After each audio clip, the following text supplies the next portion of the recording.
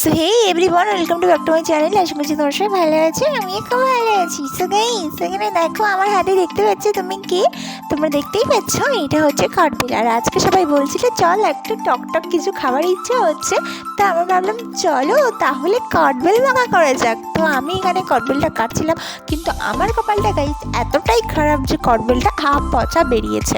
তো কোনো ব্যাপার না, তো চলো আমি দেখো এই দেখো।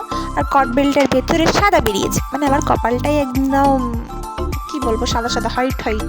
তো এখানে দেখো আমরা ঝাল ভেজে নিয়েছি কড়াই, আর এখানে দেখো আমরা ঝাল আর লবণ দিয়ে ভালোভাবে আমি মাখিয়ে নিচ্ছি।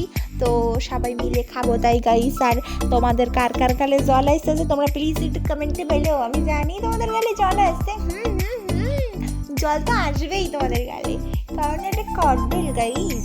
এই দেখো আমি এবার মাখছি আমি এবার। আর সবাই খাওয়ার জন্য ওয়েট করছিল, তো একটুখানি কটবেল আমাদের গাইস আমরা কাড়াকাড়ি করে খেয়েছি। তো গাইস মানে এইরকম খাওয়াটাই মজা আছে।